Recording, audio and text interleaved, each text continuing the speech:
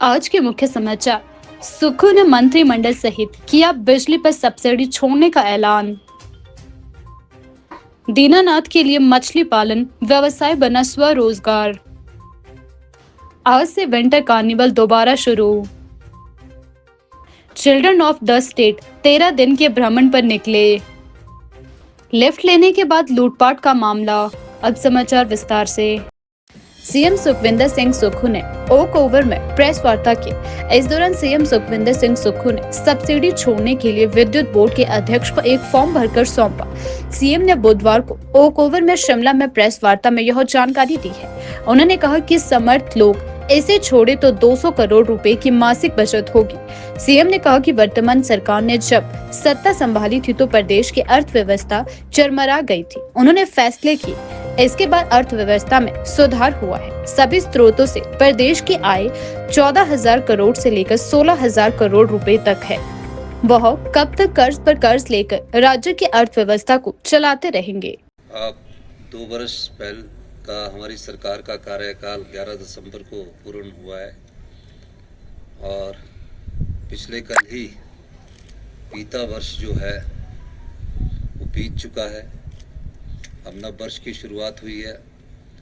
2 वर्ष में जो पिछला वर्ष था उसमें आपका बहुत सहयोग भी रहा और समय समय पर आप जनता को अपनी जो सरकार की नीतियां हैं उससे अवगत भी करवाते रहे। हमारी सरकार ने जब सत्ता संभाली थी उसमें प्रदेश की अर्थव्यवस्था चरमरा गई थी। हमने फैसले किए और फैसले करने के बाद हमारी अर्थव्यवस्था में सुधार हुआ और तकरीबन 2200 करोड़ रुपए से अधिक का राजस्व हमने एकत्रित किया। सभी सोर्सों से हमारी जो आय है, जो हिमाचल प्रदेश का अपनी आय है, वो तकरीबन 14,000 करोड़ से 16,000 करोड़ रुपए के बीच में रहती है। और जो हमारी संपदा है, जब हम बजट प्रस्तुत करते हैं, उस बजट प्रस्तुत करते हुए भी हम अपने एस्टीमेट लगाते हैं कि हमारा बजट इतने 1,000 करोड़ का होगा। लेकिन बजट के बाद भी कई बार पिछले कई वर्षों से उस बजट में होल चलता रहा है, यानी कि बजट 58,000 करोड़ का प्रस्तुत किया गया है और 4,000 करोड़ रुपए तक का जो हमें टैक्सेस आने चाहिए थे, रेवेन्यू आनी चाहिए थी, ग्रांट्स आनी चाहिए थी, वो नहीं मिली। तो 4,000 करोड़ रुपए का उस बजट में होल भी होता है। पर हम कब तक कर्ज पर कर्ज लेकर प्रदेश की अर्थव्यवस्था को और कमजोर करते जाएंगे? 2 साल में हमने 28,000 करोड़ रुपए का कर्जा लिया। वो कर्जा क्यों लिया? वो कर्जा जो पिछला लोन था उसमें 10,000 करोड़ रुपया ब्याज के दिए गए और 8,000 करोड़ रुपया जो मूलधन था उसको प्रिंसिपल अमाउंट बोलते हैं, उसको वापस किया गया और बाकी का कर्जा हमने इंस्टॉलमेंट में लगाने के लिए लिया। जो हमारी भारत सरकार कर्जे की लिमिट तय करती है उसी के आधार पर कर्जा लिया जाता है। कोई भी राज्य सरकार जो कर्जा है उस लिमिट से ज़्यादा नहीं ले सकती है। जो भी भारत सरकार की गाइडलाइंस होती है उसके हिसाब से लिया जाता है। पर हमारी सरकार और हमारी मंत्रिमंडल के सभी सदस्यों ने कई ऐसे फैसले किए जो समाज के हित में हैं, कई ऐसे फैसले किए कि जिससे हमारी आय बढ़े और इस दृष्टिकोण से हम व्यवस्था परिवर्तन करते करते हिमाचल प्रदेश की अर्थव्यवस्था को पटड़ी पर लाए हैं। उपमंडल पधर में किसान अब पारंपरिक खेती के साथ ही मत्स्य पालन पर अपनी आर्थिकी मजबूत करके आत्मनिर्भर बन रहे हैं। उपमंडल की ग्राम पंचायत कुन्नू के सुपेरी गांव के दीनानाथ ने मछली पालन को व्यवसाय के रूप में अपनाकर स्वरोजगार के नए साधन सृजित किए हैं। दीनानाथ बताते हैं कि वह परिवार का पालन पोषण करने के लिए खेती बाड़ी का काम करते हैं। इस कार्य से घर का खर्चा चलाना थोड़ा मुश्किल हो रहा था, इसीलिए उन्होंने पारिवारिक आय बढ़ाने के लिए कुछ नया करने के बारे में सोचा।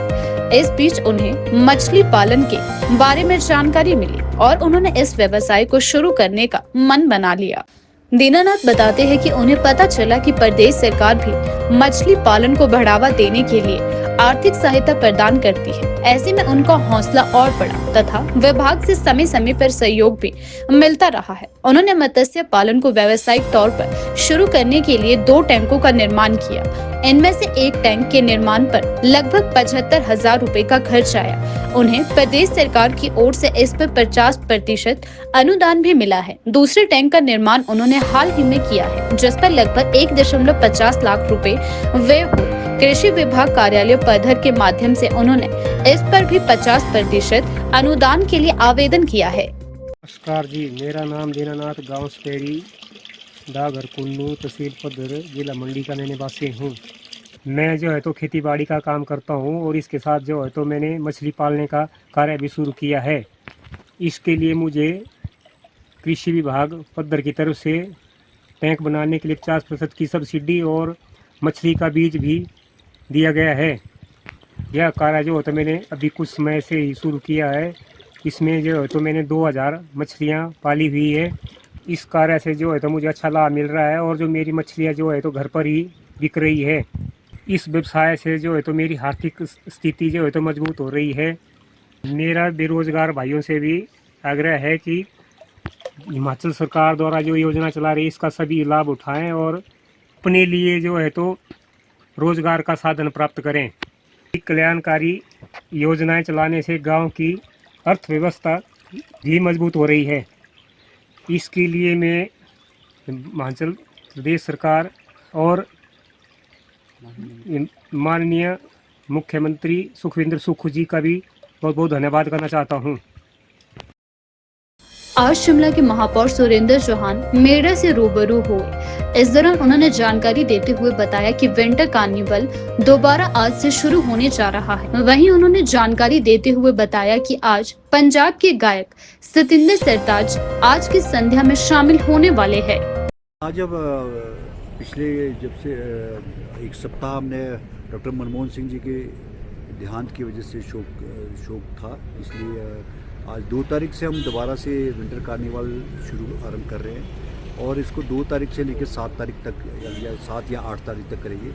आज सतिंदर सरताज की नाइट है और कॉमेडियन भी है और काफ़ी अच्छा हमारे को इसका रिस्पांस भी मिला। लोग भी काफ़ी संख्या में आ रहे थे और टूरिस्ट भी काफ़ी। और आज हम चेयर्स भी लगा रहे हैं, इसके अलावा जो जहाँ चेयर्स लग सकती है 1000-2000 के करीब हम कुर्सियाँ भी लगा रहे हैं ताकि लोगों को देखने में परेशानी ना हो। इसमें आज की नाइट तो वैसे भी एक्चुअल में थी, सतिंदर सरताज की नाइट आज 2 तारीख को वैसे भी थी और शाम को माननीय मुख्यमंत्री भी और हमारे कैबिनेट के डिप्टी सीएम और काफ़ी मिनिस्टर लोग भी सब लोग आएंगे और मैंने सबसे आज निवेदन भी किया था आने का। और इसके अलावा जो हमारा आज इसका कॉमेडियन शो है और वॉइस ऑफ शिमला का एक थोड़ा सा वो भी है और मिस शिमला का प्रोग्राम है। कुलदीप शर्मा ने अभी आना है और कुल्लू के सिंगर है रघुवीर या उन्होंने भी आना है। अब काफ़ी प्रोग्राम है। अभी जो हमारे क्लब्स है यहाँ पे जिम के, उसमें कंपटीशन है, उसमें नशा छोड़ो अभियान का एक हम ओपन थिएटर में उसका प्रोग्राम कर रहे हैं और गेटी थिएटर में अभी नुक्कड़ नाटक और दूसरे थिएटर अभी चल रहे हैं। बहुत सारे प्रोग्राम है जो अभी आने बाकी हैं। आज कल से जो है मौसम विभाग ने दोबारा से जो है बारिश और बर्फबारी की संभावना जताई है, तो ऐसे में किस तरह की व्यवस्थाएं रहेंगी? क्योंकि यदि अगर बारिश और बर्फबारी होती है तो ओपन में तो ये संभव हो पाएगा? देखिए, जो तो बारिश में तो थोड़ी दिक्कत आती है। बर्फ़ में मैं समझता हूँ बर्फ़ में तो प्रोग्राम ज़्यादा इंजॉयबल होता है और हो सकता है। लेकिन बारिश में थोड़ी समस्या रहेगी क्योंकि हमारा जो ओपन में है, रिच पे हमने रखा है। तो देखें, जैसा मौसम के साथ कुदरत से तो नहीं लड़ा जा सकता, लेकिन कोशिश ये रहेगी कि अगर मौसम ठीक रहा तो हम अपने प्रोग्राम जल्द से जल्द उसको खत्म करें। मुख्यमंत्री सुखविंदर सिंह सुक्खू ने 22 चिल्ड्रन ऑफ द स्टेट के पहले दल को 13 दिवसीय भ्रमण पर रवाना किया। मुख्यमंत्री ने बच्चों की वॉल्वो बस को हरी झंडी दिखाई और उन्हें इस टूर के लिए शुभकामनाएं भी दी। मुख्यमंत्री ने कहा कि वर्तमान राज्य सरकार ने प्रदेश के 6000 अनाथ बच्चों को कानून बनाकर चिल्ड्रन ऑफ स्टेट के रूप में अपनाया है। उनका कल्याण सुनिश्चित करने के लिए मुख्यमंत्री सुख आश्रय योजना लागू की है। जिसके अंतर्गत अनाथ बच्चों की देखभाल, उन्हें शिक्षा प्रदान करने और आत्मनिर्भर बनाने के लिए प्रावधान किए गए हैं। इन 22 बच्चों को इसी योजना के अंतर्गत चंडीगढ़, दिल्ली और गोवा के भ्रमण पर भेजा गया। इस तरह की सुविधा हमें इन बच्चों के लिए देखने में माननीय मंत्री जी से पिछले कल जब चर्चा हुई कर्नल धनीराम शांडिल जी से, तो उन्होंने कहा कि जो हमारी मुख्यमंत्री सुखाशय योजना के तहत बच्चों को 15 दिन के भ्रमण टूर के लिए जो बच्चे अपने माता को खो चुके, पिता को खो चुके हैं, सरकार ने उन्हें चिल्ड्रन ऑफ द स्टेट का दर्जा दिया है। यानी कि सरकार ही माता और सरकारी पिता, इस संपदा पर उनका भी अधिकार है। जिस तरह हम अपने परिवार के बच्चों को सर्दियों में घूमने के लिए या गर्मियों में घूमने के लिए ले जाते हैं, तो राज्य सरकार इनकी माता पिता के तौर पर इनको घूमने का भी प्रावधान उस कानून में किया गया है। तो आज इस कानून के तहत ये चंडीगढ़ जाएंगे, वहाँ बच्चों का 2 दिन का एक कार्यक्रम है, हिमाचल भवन में रुकेंगे, फिर शताब्दी के माध्यम से ट्रेन का अनुभव करेंगे, फिर वो दिल्ली जाएंगे, दिल्ली में लाल किला जो हिस्टोरिक है आगरा देखने जाएंगे, उसके बाद ये दिल्ली से बाई एयर गोवा की तरफ जाएंगे, गोवा में समुद्र के पास 4 से 5 दिन रहेंगे। और एक जानकारी जब बच्चों को ये मिलेगी तो इनकी नॉलेज भी उससे बढ़ती है। और आपको पता है कि पढ़ने से ज़्यादा घूमने से ज़्यादा नॉलेज बनती है। तो इसलिए ये बच्चों का टूर है और ये इनका अधिकार है, यह हमने कानून बनाया है। मुझे बड़ी खुशी है, मैं कर्नल धनीराम शांडिल जी का धन्यवाद करना चाहूँगा कि इस मामले में इन्होंने हमेशा बड़ा गौर से इस योजना को धरातल पर पूर्णतया उतारा है। इसका फ़ायदा बच्चों को आने वाले समय में मिलेगा और बच्चे जब बड़े होकर समझदार होंगे तो हिमाचल के जो हमारा प्रदेश है, देश की सेवा में अपना पूरा ध्यान लगाकर और उसकी सेवा करेंगे। धन्यवाद। पुलिस थाना घुमारवी के तहत एक व्यक्ति से लिफ्ट लेने के बाद उसे बेहोश कर लूटपाट का मामला संज्ञान में आया है। लिफ्ट लेने वाले व्यक्ति ने पीड़ित को नमकीन खिलाकर बेहोश किया, जिसके बाद लूटपाट कर उसे दुकान के पीछे फेंक दिया। पुलिस ने मामला दर्ज कर आगामी कार्यवाही शुरू कर दी है। शिकायत में सुखदेव निवासी अमरपुर तहसील घुमारवी ने बताया कि 26 दिसंबर को वह अमरपुर से घुमारवी अपने क्वार्टर आ रहा था। भगेड़ से छंडूता की ओर थोड़ा सा आगे पहुंचा तो एक अनजान व्यक्ति ने उसकी गाड़ी को रोका और लिफ्ट मांगी। लिफ्ट लेने के बाद उस व्यक्ति ने उसे नमकीन खाने को दी। नमकीन खाते ही वह बेहोश होने लगा। शिकायतकर्ता ने बताया कि उसने गाड़ी साइड में लगाई और बेहोश हो गया। उसके बाद उसे कुछ भी पता नहीं चला। जब सुबह आंख खुली तो उसने अपने आप को एक दुकान के पीछे पाया। जब व्यक्ति की आंख खुली तो उसने देखा कि उसके शरीर पर एक कपड़ा है और उसका पर्स, मोबाइल और दस्तावेज गायब थे। गाड़ी भी वहां मौजूद नहीं थी। अगले दिन उसे स्थानीय लोगों से पता चला कि गाड़ी मझासू के पास ढाबे पर खड़ी है। जब वहां जाकर गाड़ी को जांचा तो गाड़ी के कागज व अन्य सामान गायब था। शिकायतकर्ता ने बताया कि वह उस व्यक्ति को नहीं जानता जिसने इससे लिफ्ट ली थी। उधर डीएसपी घुमारवी चंद्रपाल ने बताया कि मामले की पुष्टि की जा रही है।